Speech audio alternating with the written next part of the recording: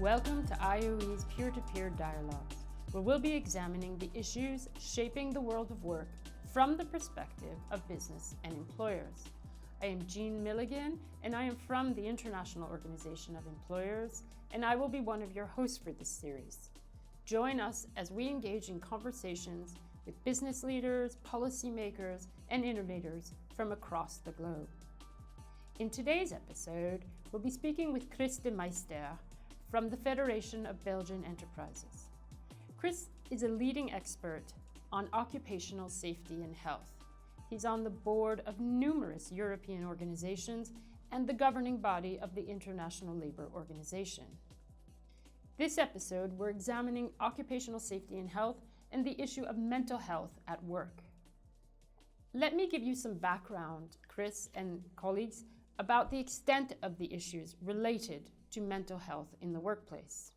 According to the ILO, an estimated 12 billion workdays are lost annually due to the depression and anxiety suffered by employees. This translates into nearly 1 trillion in costs. On another fact, on average, half of the world's population will experience a mental health issue during the course of their life. And poor health not only affects individuals, but it also has significant impacts on the workplace in terms of safety, contributing to injuries, fatalities, and of course, sadly, sometimes suicide. So Kris, mental health issues at work, it's not new, but it seems to be top of mind now. Can you tell me what's changed? Why is it all of a sudden very present in conversations about workplace safety and health? Yeah. Well, Jean, I think there is a whole set of reasons why mental health is now high on the agenda of businesses and organizations in general. One of the reasons, for example, is that scarcity on the labor market. You want to attract talent and keep that talent with you. So that means not only looking at the individual in terms of I can give you a job workload, but also making sure they stay comfortable, including mentally comfortable within their job. COVID is certainly also something that triggered, because suddenly we all experienced that next to our day-to-day job, there is some tension when you're suddenly in a situation that you have never been in before, that is possibly even life-threatening for some. But also I think we have a new generation of captains of industry, CEOs, that are, I think, more open to discussing these kind of issues inside their organization, because they know somebody closely that experienced mental health problems, or they were a victim themselves of, for example, a burnout. And then when they returned after sometimes a long period, the taboo was broken and they were openly discussing we should avoid these kinds of situations. We have to invest more in prevention at the level of the company to make sure that other workers or managers don't go in the same direction and drop out of work. And so you use this word prevention. And so can you tell me, what are some of the systems or organizational structures that companies can put in place to prevent this? Yeah. So I think, trying to prevent, that is where the focus should be, because if you wait until people are already out of the job or are close of dropping out, then it's too late. So primary prevention, that is the ultimate response, but of course easily said. But what exactly can you do? Well, there is a whole set of tools available for companies to start to implement.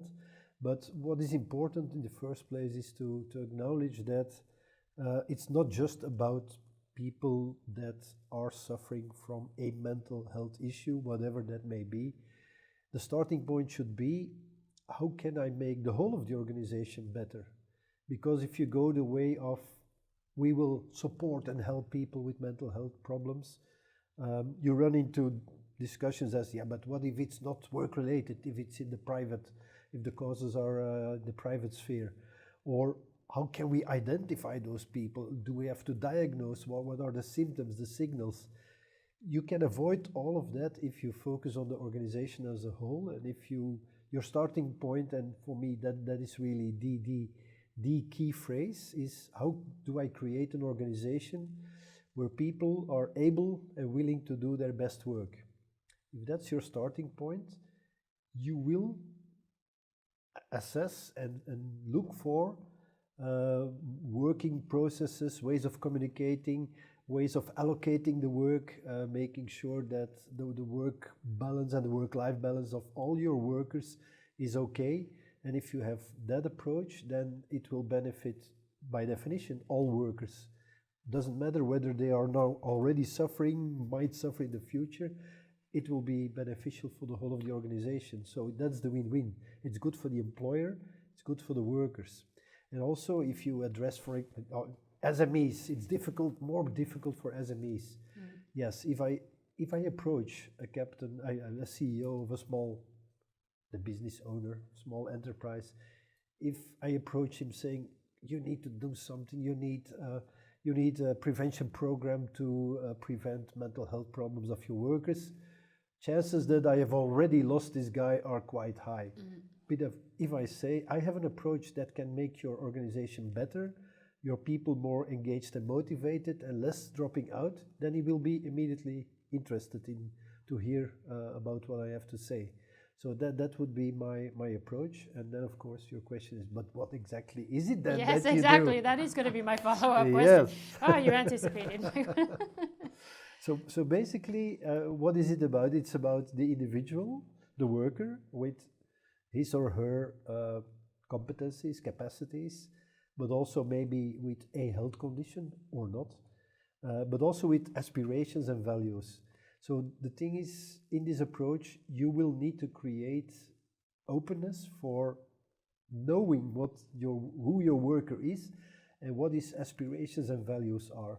A lot of classic mistakes is a very good technician. I give you a promotion, you will become the chef of the technician department. But what if this person does not want to be a leader and direct, if he wants to be even a better technician, the best technician in his area, and you don't know that, so his promotion is a trap for him. It's not a real promotion.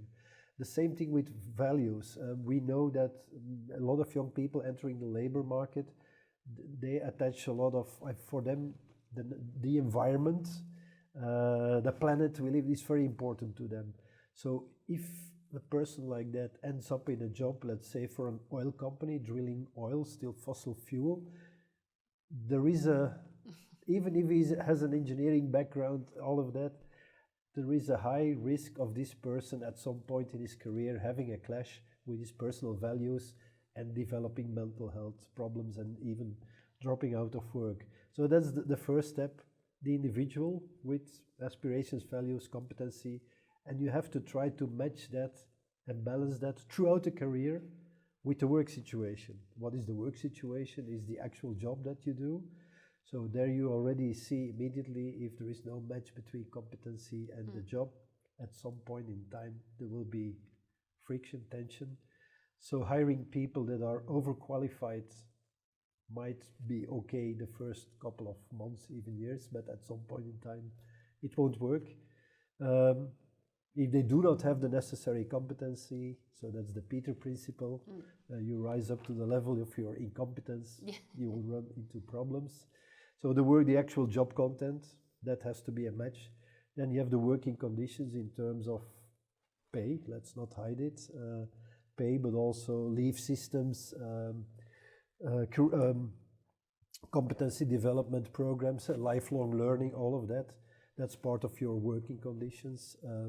Then there is the working conditions in terms of the actual working environment, maybe heavy work, dull work, repetitive work in dangerous conditions.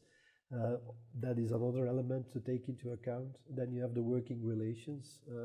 Let's not underestimate the importance of that. You work together on a day-to-day basis with colleagues, but also with a chef or more than one chef. Maybe clients that put pressure on you or vice versa. So all of that has to be in balance. You as a person and the work situation.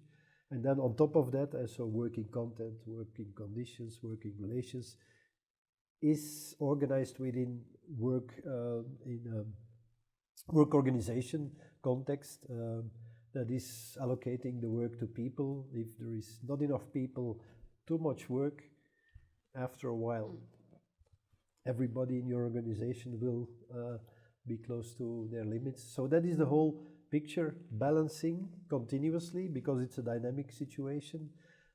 You might have a very complex and difficult task to achieve in the weeks to come. There will be stress, but you will be engaged and motivated. And after that could be that there is a period of less work. So as long as the balance is continuously okay, a dynamic situation, that is the magic approach to making sure your people don't drop out, keeping them engaged, an engaged workforce. Again, my starting point, how to create this organization where people are able and willing to do that. And the able, that's for the employer. You have to create the conditions, the competency development, the career opportunities, the working conditions. That is you as an employer who provides those conditions.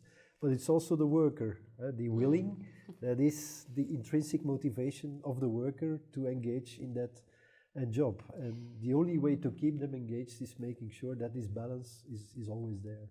I mean, it's an impressive collection of factors that have to be taken into consideration. And it requires an enormous amount of investment by an employer. Yep. Do you think it's realistic to ask employers, even the small and particularly the small and medium businesses? Well, yeah, because first of all, it's not an investment one investment you have to do now. It's a continuous investment, and it does not even there is no actual need for put an amount of money on the table to start working this way. No, it's more an investment in the willingness to go in that direction. Take the time to develop all these those factors, work on all these factors.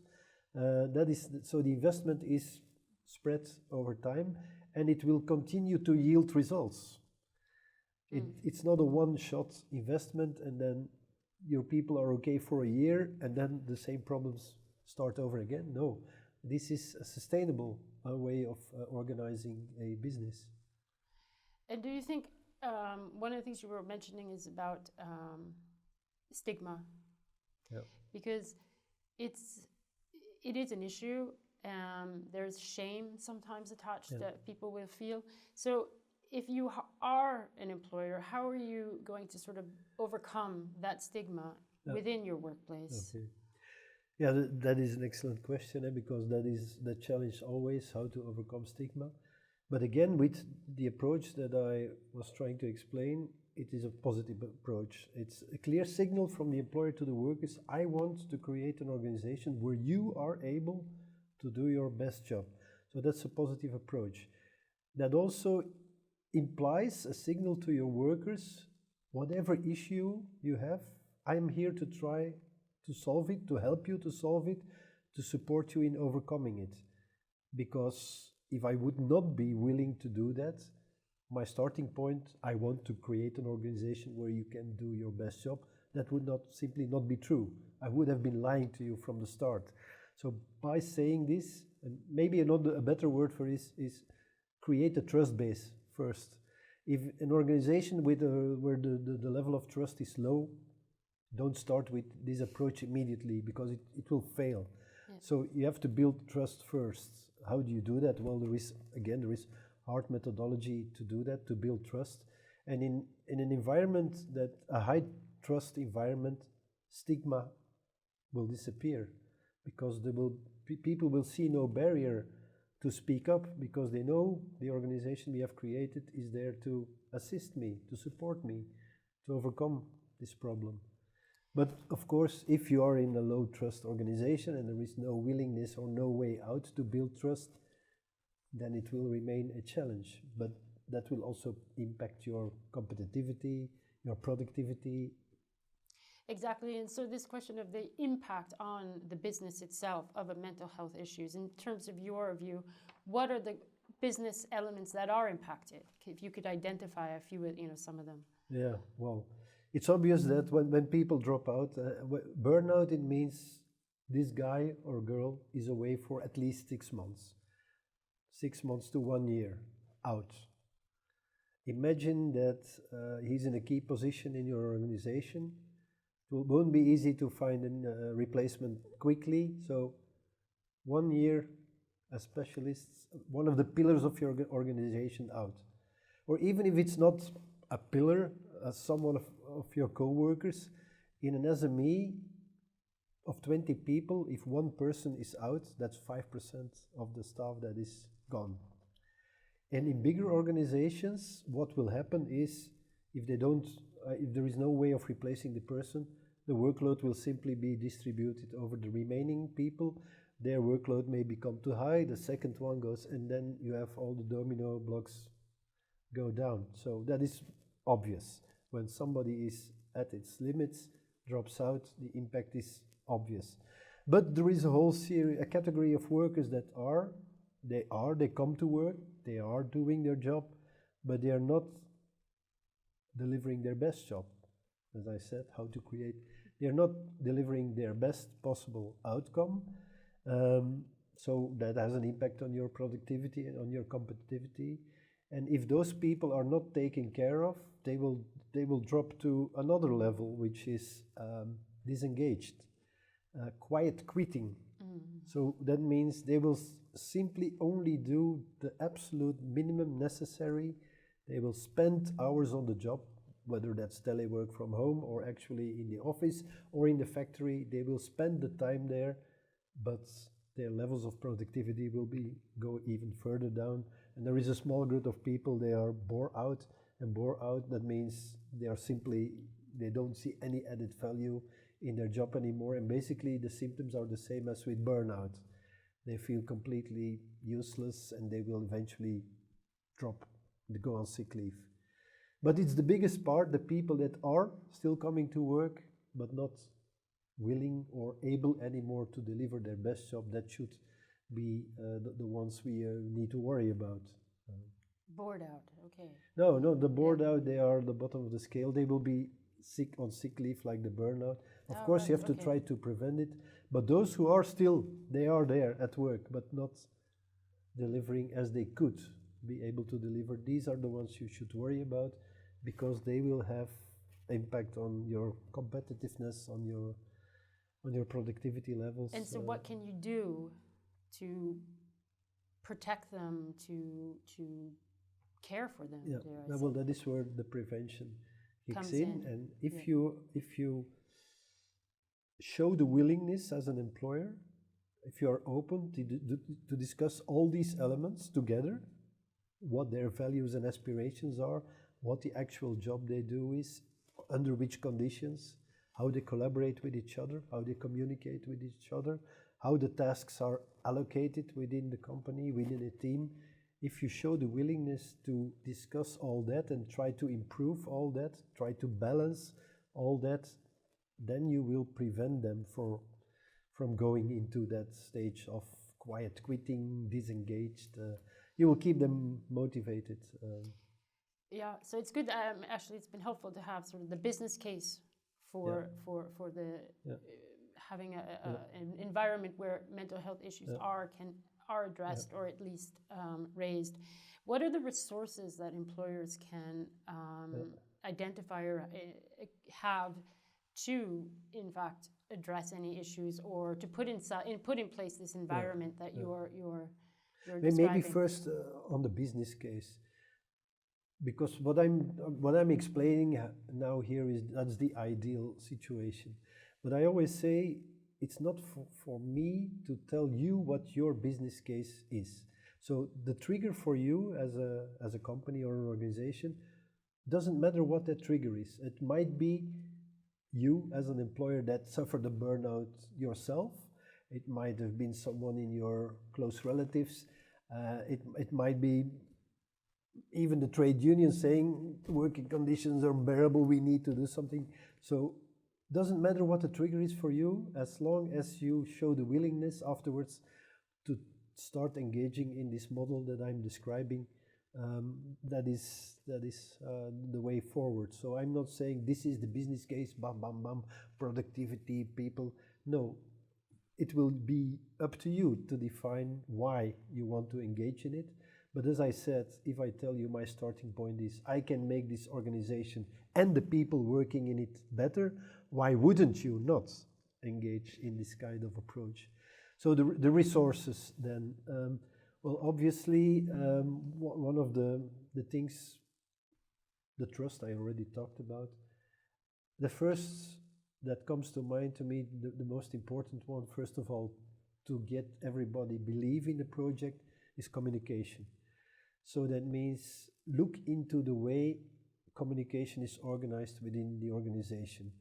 And that is between workers that have to collaborate, that is within a team, how the communication between a chef and his team is working, and the opposite way, how do the workers communicate with their chef? Is he available? How is he available?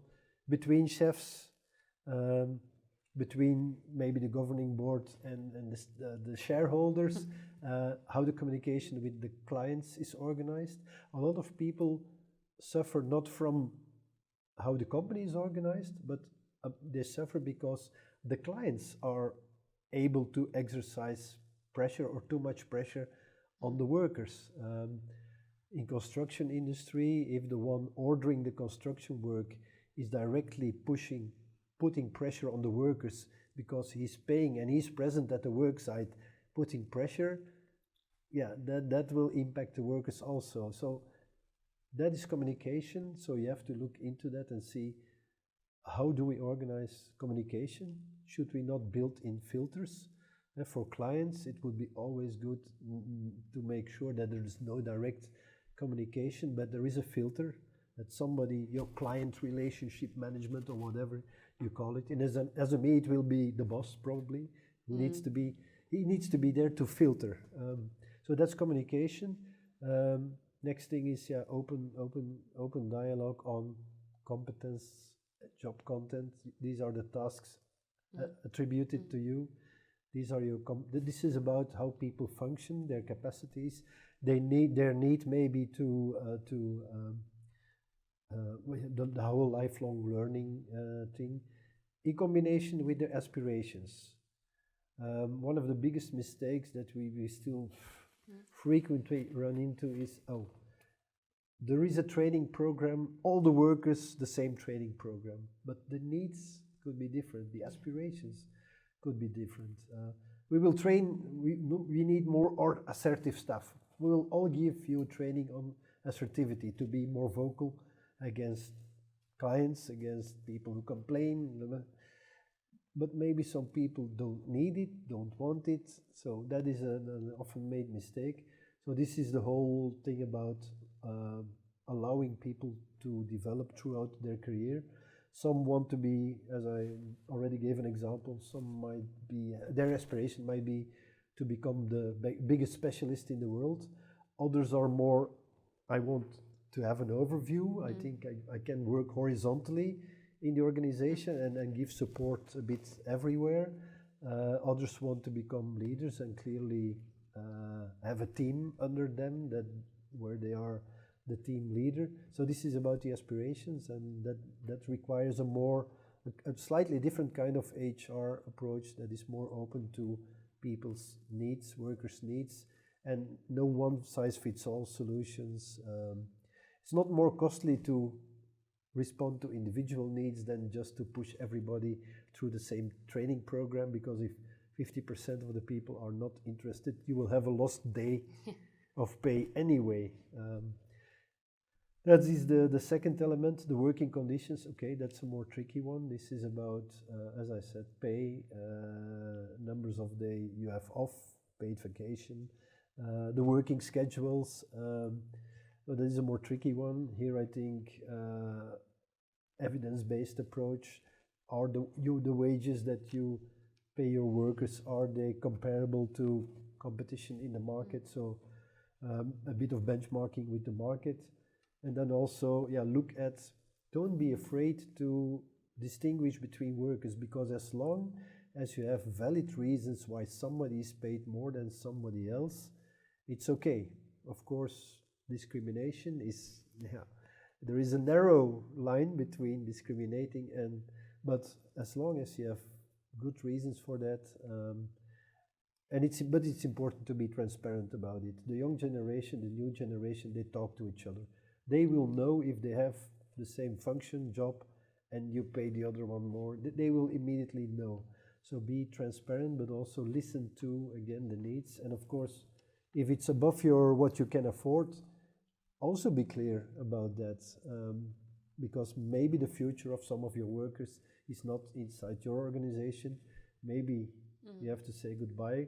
They go back to the labor market, but still keep them as an ambassador, because they might, we have many examples where people after 10 years return to their original employer. So keep them as, it's not because at some point in time there is no labor relationship anymore, employment relationship, that they cannot remain ambassadors of what your company is.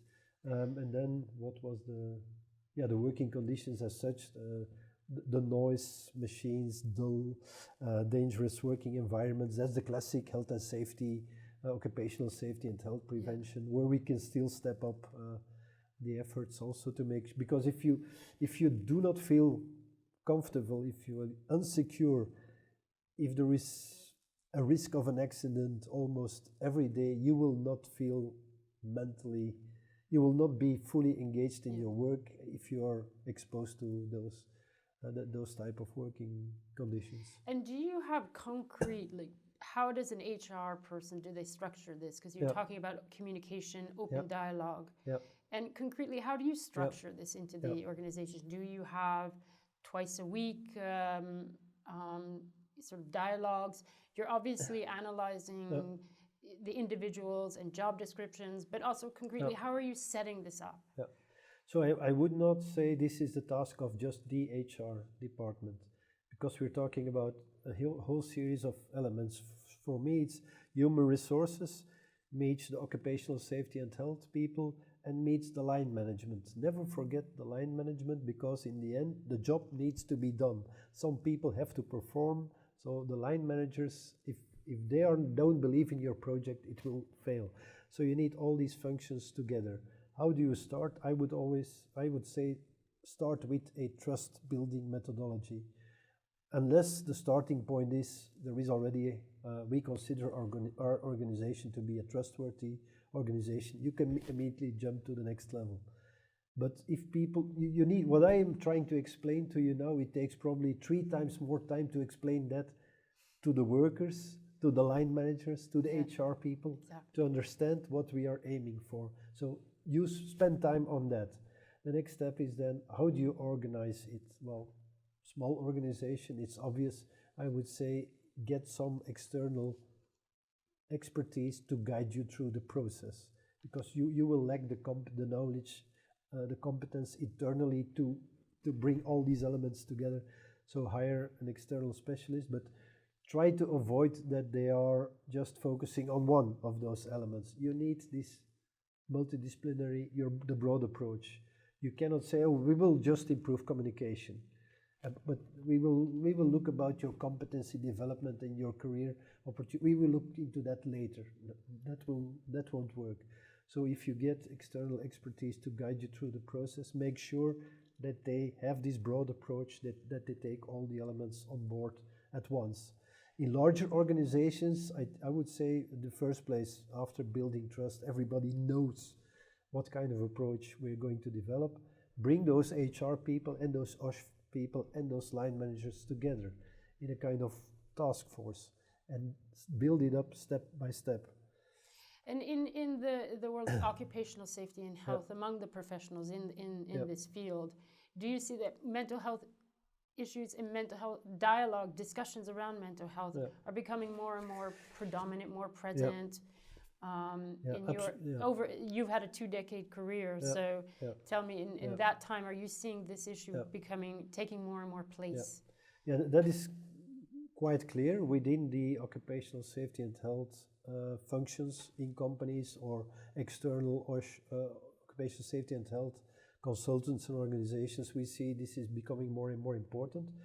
But the thing is, it's not about just the classic occupational safety and health components. As I explained to you, it's also about career development. It's about competency management and competency development. So by definition, this goes beyond the mere occupational safety and health function.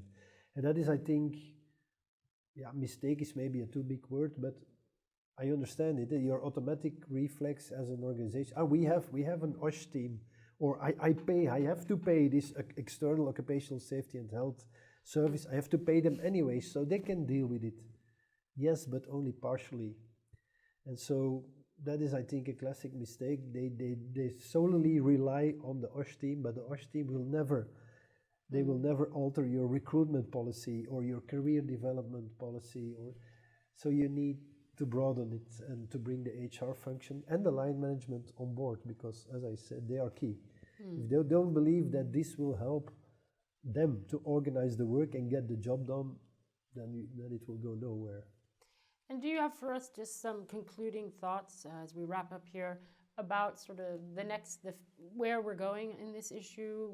Is it going to get bigger?